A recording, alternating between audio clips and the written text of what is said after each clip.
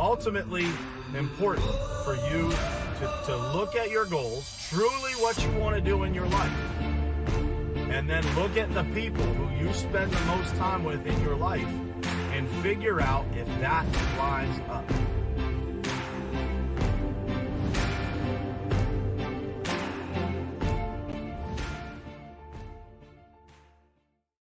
All right, what's happening, guys? It is Tuesday, April 28th, 2020. We're going to do something a little bit different this morning. We're going to roll with an episode of Ask Me Anything. We haven't done this in a while, and I've been getting a few questions in my DMs here lately. So I figured today might be a good day for us to get some questions answered. And, just take some questions from you guys. So those of you who are tuned in already, there's 11 of you up on here already. So I appreciate you guys being on here quick. And I'm opening it up for any questions this morning. I got a few here to start us off that I've received in DM. But what I really wanted to do this morning was just put it out there to you guys that watch every single morning and see if there's any questions that you want answered. You know, what I've got here is a couple business questions. One question that is family related, related to business, but family related. And I wanted to take some questions from you guys. So if you guys can think of some questions, pop them in the comments there. I will put them up on the screen here and I will answer them as we go here. So I'm going to start with the first question that I've received. And I've received this one several times from people throughout the past month and a half. But actually, first, let me say good morning to some people. What's happening? Jacob, Kyle, Chris, Jared, Hal, Jeff. What's going on, brother? 2 people in a row from the West Coast. Mr. Callaway, good morning. Tammy, good morning. Justin Myers, what's happening, guys? We're doing an episode of Ask Me Anything. So if you guys have questions that you want answers to, please pop them in the comments and I will get to them as you put them in there. So in the order you put them in there, I will get to the questions. So the first question that I've gotten a bunch of times, though, is what is your advice for people that are worried about the economy and their businesses as a result of the COVID-19 shutdowns, the adjustment in the economy, et cetera?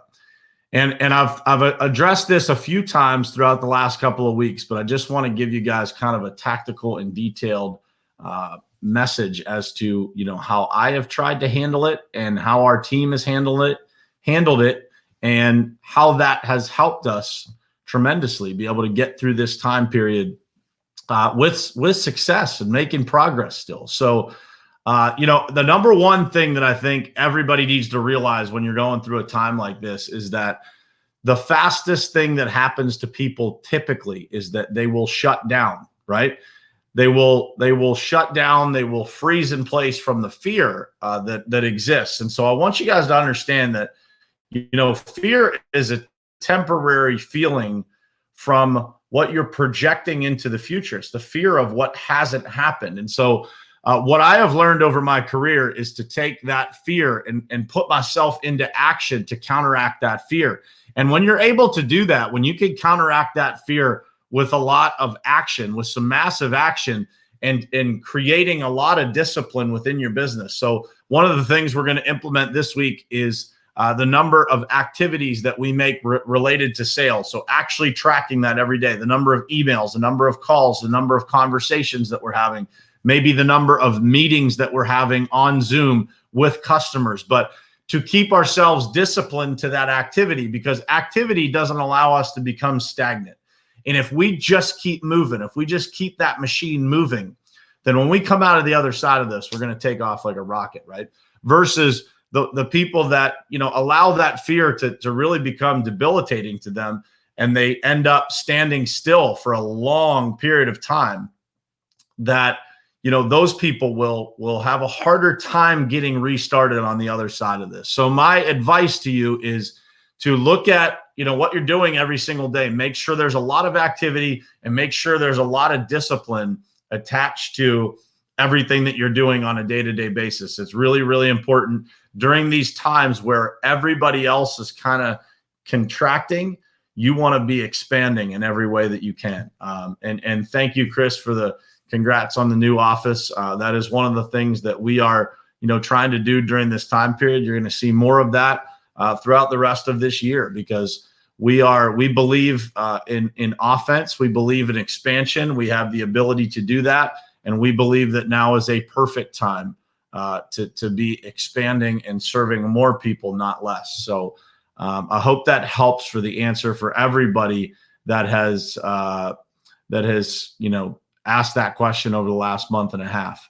Hal Davis, you could absolutely just voice to text it, and I'll try to figure it out if it's not perfect on the text there. But Jeff Nelson, when is your book going to be out? It is going to be out soon, man. I spent a lot of time writing that book, and then on the backside of that, actually editing and rewriting that book is probably the hardest thing that I've ever done in my life. So I would like to be able to give you a timeline, man, but I would be not telling you the truth, and that's not something I want to do. But as soon as possible, I can tell you that.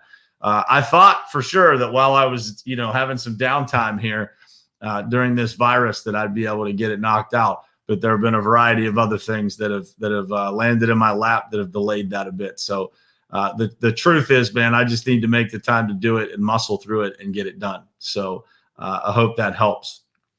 The second question that I got here, and I've gotten this one, man, probably by 2 or 3 people in the last week, and I get it, from time to time for sure, is how do you juggle family and business?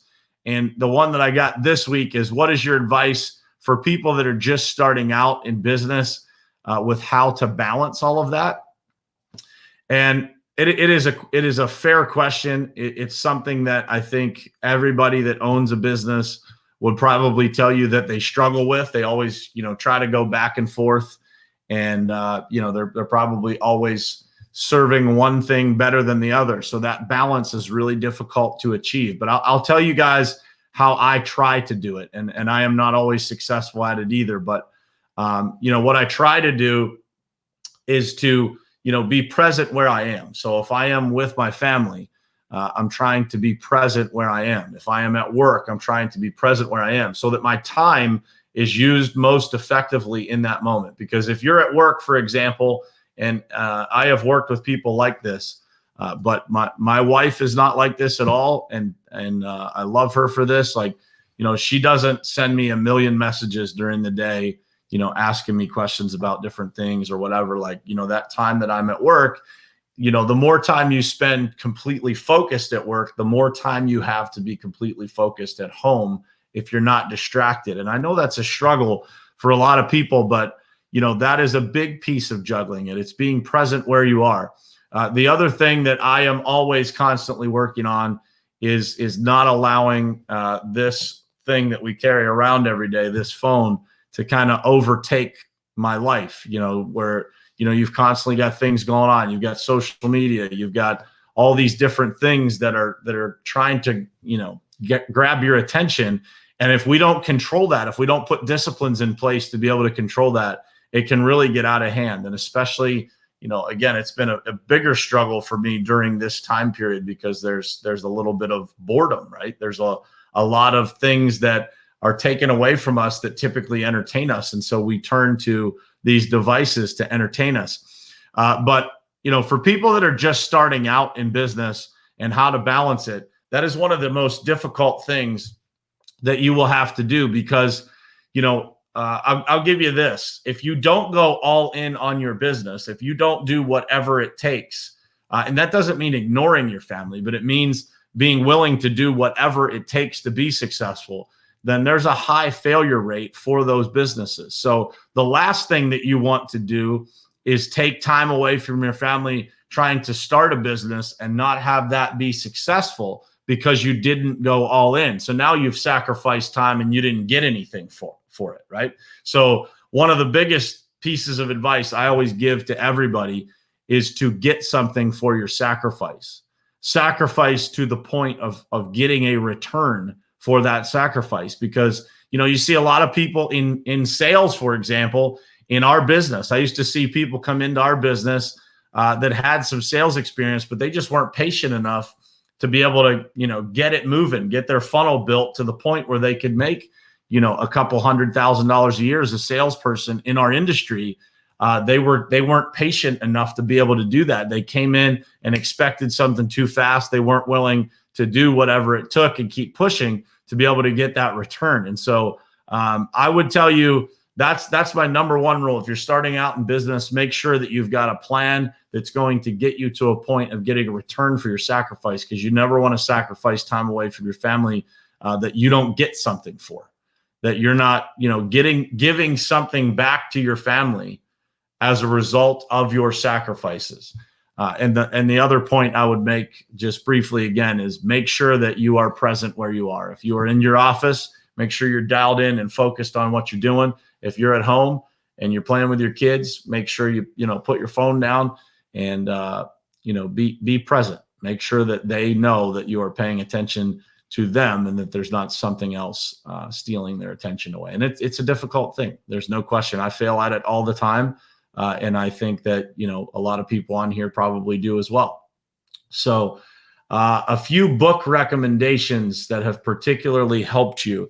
Number one, first and foremost, I'm not trying to put my faith on anybody, but certainly the Bible or some sort of, biblical thing. I have a book that I read every single morning that sits on my desk here. That's a book it's called Daily Moments of Strength, Inspiration for Men. Beyond Positive Thinking by Dr. Robert Anthony is an incredible book that has definitely helped shape my life, mold my life in the last handful of years here. Greg, I've probably read it.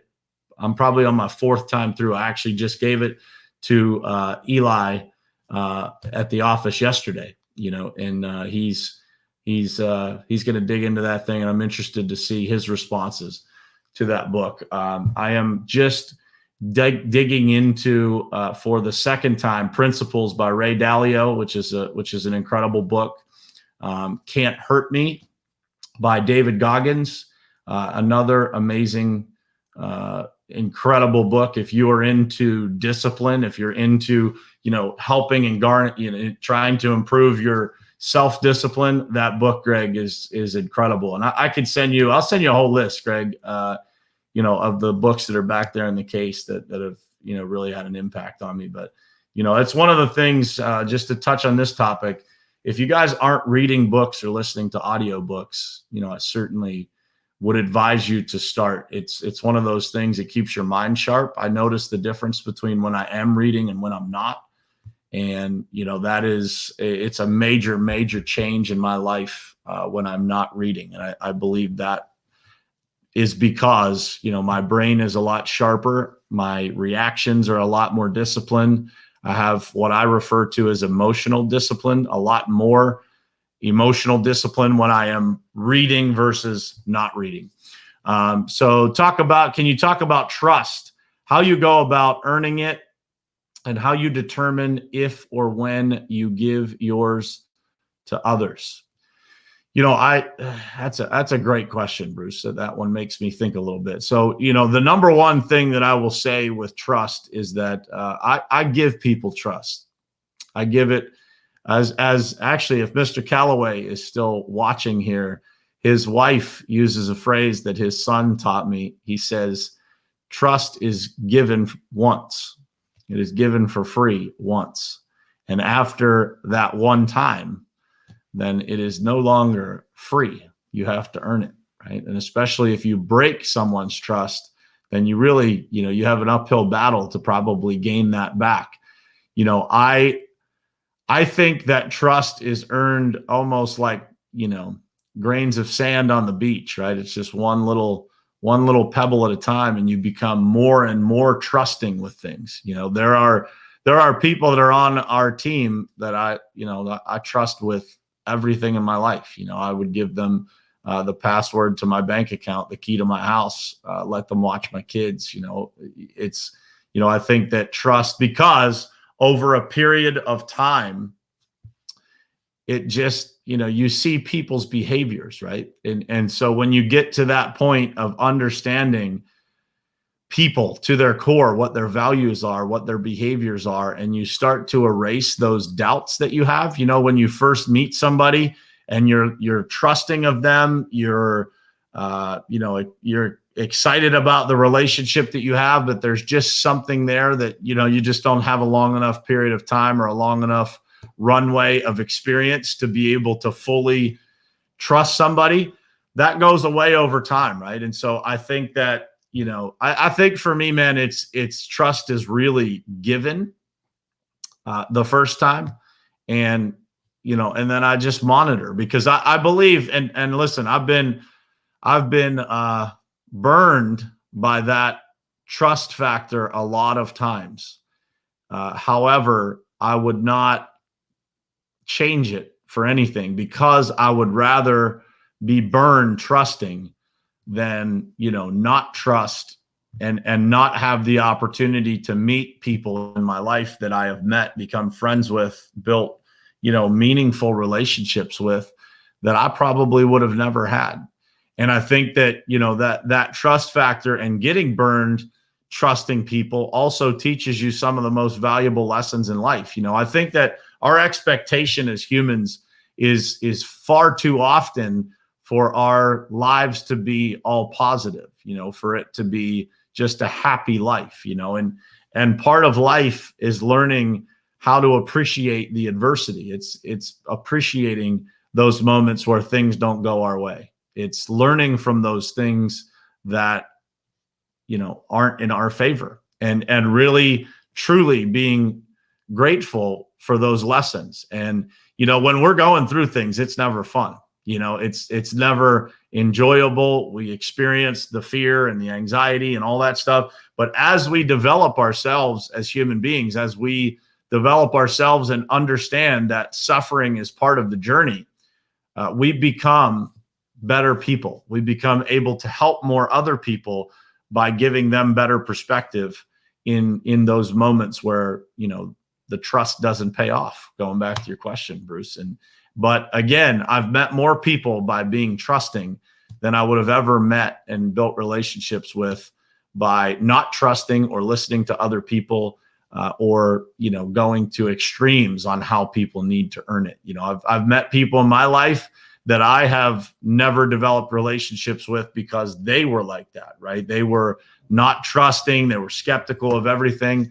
And that is, in my opinion, not really, a way that I want to live. It's just not something that I want to embrace in my life. I'd rather be trusting and welcoming and, run the risk of the the negative side of that, the backlash of that, than the opposite.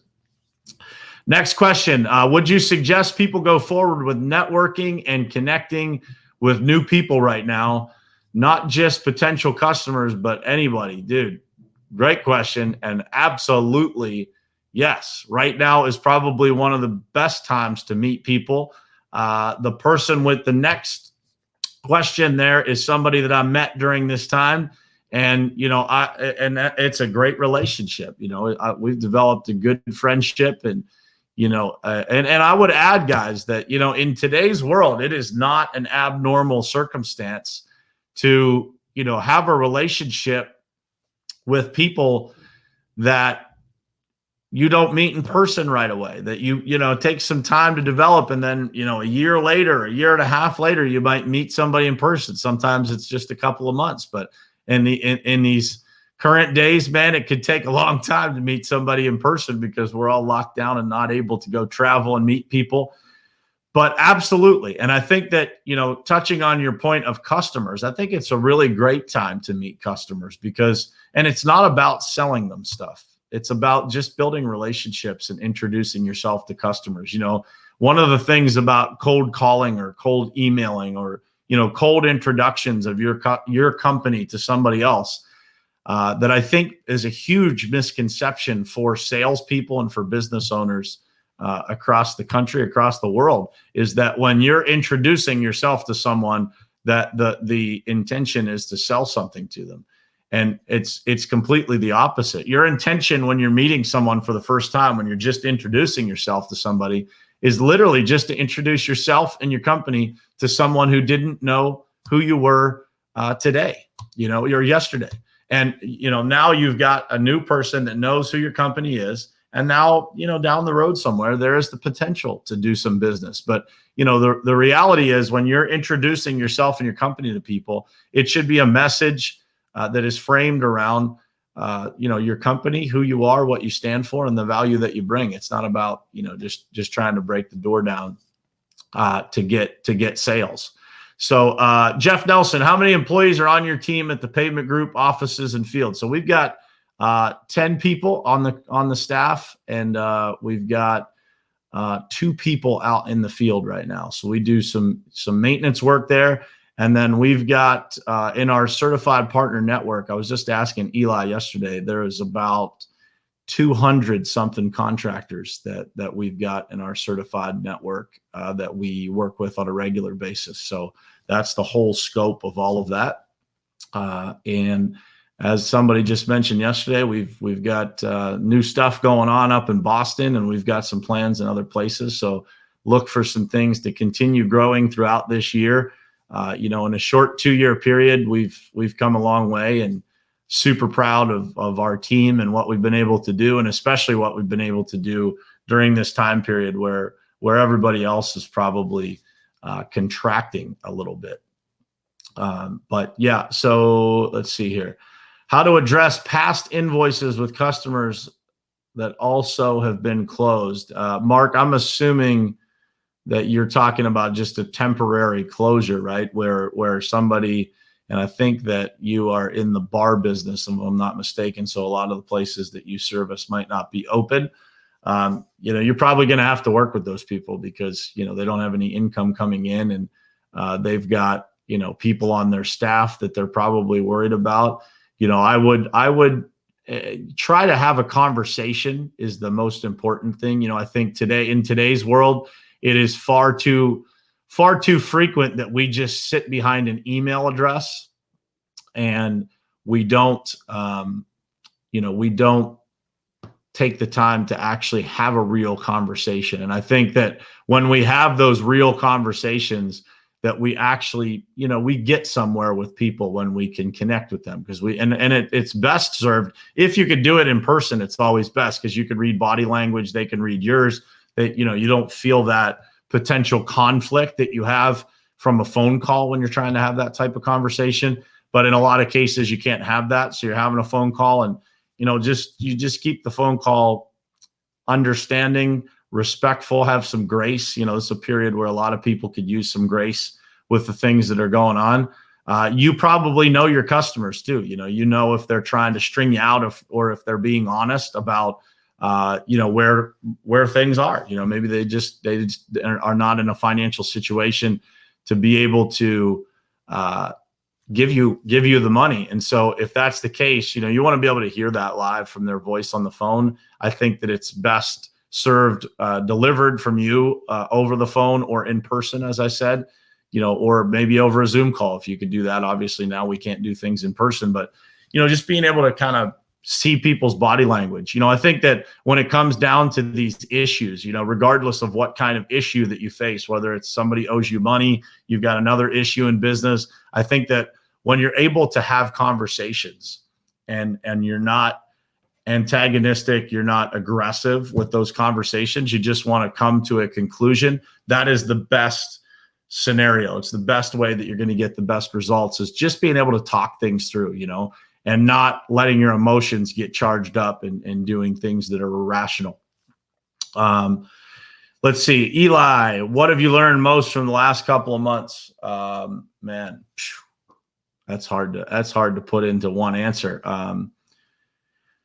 I've learned that discipline serves you well, that the things, and I would also add to that, being prepared for the type of situation that we're in is really important, because I feel like, I wasn't sure how prepared I was, when all this went down. And as the things, unfolded and as a team, we were working on things, as a company, we started to redirect our attention, but we maintained our discipline. We maintained our routine. And again, guys, I'm not telling you that, nothing has changed. We certainly have the same struggles as everybody else does, paying attention, staying busy. There's things going on. We're busy, but we're not close to as busy as we normally are. And so, but that discipline that we have established inside of our company, inside of each of us, and that I, worked so hard on the last few years to establish, is probably what served me the most. I would say that is the thing I've learned the most is get yourself prepared, because you never know when something is coming. Does Top Contractor School have online classes that a business owner can have their employees in groups of 4 attend? So to run through that real quick, and I'll answer your question at the same time. It is directed towards contractors, but it is not only for contractors. Certainly, our sales mentorship program is what I've learned in 20 years of sales, and anybody that's in sales could benefit from that. Right now we've got that thing on sale for $25, $24.95, just to help people out. I think there's some skills, there's some things in there that people could learn, so that on the other side of this thing, they can advance a lot faster. So Mark, I think there's certainly programs, and even our Top Contractor School Elite program. So we do, 2 to 3 calls live a month on Zoom. Typically we do more than that, but I only promise 2 to 3 a month, just in case something happens. But 2 to 3 calls a month. They're always on different topics that are relevant to that period of time in the year for contractors. But Jeff, there are multiple different programs. So we have live coaching, the sales mentorship program. So I've got 2 of those with 2 different companies going on right now that we do an hour a week for 8 weeks. We adjust that based on the company's needs. So sometimes people want to get through that much faster. So they want to get through in 4 weeks so that they can get the sales results that they're looking for in 4 weeks. So we'll do 2 sessions a week for 8 weeks, but they're an hour a piece, and that's an 8-week program. We've got the Top Contractor School Elite program, which, again, going back to that, we do 2 to 3 live calls a month. We've got one tonight at 8 p.m. Eastern. That will be awesome. It's sales related and specific to this time period. This is a bonus call for everybody. We've already done 3 calls in the month of April, but we're going to do a 4th one to give people as many tools as we can to be able to navigate this mess that we're in. And so groups of 4, easy, man. That's we do the group sales mentorship. So that's one-on-one from me to a company. And then we do the group sales mentorship program once a year typically. And then we have the online sales mentorship program, which is literally, like I said, it's $24.95 right now. We've also got an operations mentorship program that talks about recruiting and culture and how to get the right guys, how to build the right crew, stuff like that. It's a more entry-level operations program, Jeff. That would probably not be good for your guys. The operations mentorship program there, it's more for guys starting out, smaller guys trying to figure out how to do that stuff. Unless you've got a new employee that maybe you think would benefit from that, it's $25 too. So not much risk there right now. Those are regularly $695, but we wanted to give them away, but we wanted to make sure that people had some stake in the game, and that we didn't just let anybody in there to just go and not use the information. So, but yeah, absolutely. Those sales mentorship programs have been incredibly effective. Some of the companies that we've worked with have doubled in size, gained 50%. We had one company that almost tripled in size in 1 year from just the stuff that we go through in that program. I'm super proud of that program. So there's a level 1 program and a level 2 program. So, we've got something for everybody. And, here we go. Dave, today is Tenacious Tuesday in Chicago, which means cold calling, man. And Jeff, there's cold calling scripts in there. There's we go through, how to prospect in this digital world that we're in is very different. I can show you some incredible tips on how to track down the right customers, how to see what's out there in the marketplace, who is working with who. There's a million tips in there. And it is, I always say that once you learn the art of prospecting and choosing your own customers, that driving increased profit into your business is like walking into the kitchen, turning the faucet on, expecting water to come out. It's an amazing program. I'm super proud of it because every single person that's ever gone through it has gotten incredible results. So, absolutely. Any creative messages to leave on our prospects' voicemails to make them call us back? What can we say to stand out and create a reason to call us back? You know, I think during this time, man, that is a tricky one, right? That you can't use the typical approaches that you normally would use. It has to be, Dave, in my opinion, soaked in value in something you can do for them and not necessarily salesy. So to give you something off the cuff here would be ineffective, but I will call you with something. I will call you and we'll brainstorm some ideas of how you can create, because you guys have some really good messaging that you're already putting out there that you can weave into that voicemail, and you can refer them to your social channels, to your website, to the places that they can learn more about this message. So I think that you want to be able to spark their interest, certainly via voicemail. And Eli, you took the words right out of my mouth. The second thing is if you've got cell phone numbers, you should absolutely be taking this phone, turning it on yourself, talking into it, and leaving them a sincere message about why you want to speak to them, what value you bring, hoping that they're doing well, hoping that they're hanging in there during a difficult time, all of that type of thing. So it's the most important thing that you can do right now is be introducing yourself to new customers and reintroducing yourself to the old ones, and what I refer to as reconnection. So scheduled reconnection. And I want to give you guys this tip because this is an important one, especially right now. You know, these last 6 weeks, I think for all of us, we would agree that these last 6 weeks have seemed like 6 months. So if you haven't been reconnecting with your customers, that period of time seems like a long period. And so the way that I always explain this to people is this: when you leave a conversation, doesn't matter how great that conversation was, just up here, you're charged up, your battery's charged up to 100%, your customer's battery's charged up to 100%. Man, that was a great conversation.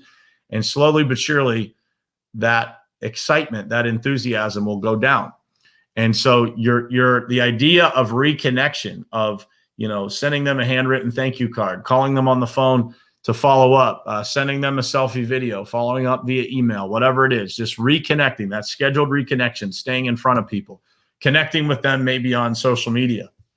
The idea of scheduled reconnection is to recharge that battery when it gets down, right? When it gets down below, where you want it to be, you want to, boom, remind them of that great interaction, remind them of your company, remind them of the solutions that you have to solve their problems. And that is how you build a long-term, meaningful relationship. It's the same way, by the way, that you do it with employees. If you're not reconnecting with your employees, if you're not reaching out when people have challenges or people have things going on, or you've noticed that you haven't talked to somebody in your organization for a few weeks, calling them and having a meaningful conversation that is not business related would be something that I would highly suggest. Because when you call someone and say, "How you doing?" No, really. And they start giving you the business answer. But no, I was asking, like, how are you doing? How are things going for you? How are you hanging? How are you hanging in there during this time? How's your husband doing? How's your kids doing? How's everything? Is there anything that we can help you with as an organization? Is there anything that we can do to support you? Those are the ways that you build meaningful conversations, both with customers and with employees. So we went a little bit long, but that was a lot of great questions, guys. So I appreciate all the questions. Thank you guys so much for being on here. And Jeff, definitely, man, I'll reach out to you. You got some young guys to attend the 8-week program. Perfect, man. I'd love to do it for them. I think it would be a game changer. I wish I had that program when I was a young guy, starting out in the business, not really understanding how to go about customers, how to choose the right ones, all that kind of stuff. So would love to talk to you about it, man. It'd be an honor to be able to share that with you guys. So with that said, guys, signing off for this morning. This was fun, man. I like doing these. We haven't done one in a long time, and I figured this would be a nice change of pace to just shift gears here and get some questions answered. So thank you, guys. I appreciate y'all being here, and I will see you again tomorrow morning, same place, same time, right here on Morning Perspective. Love you guys.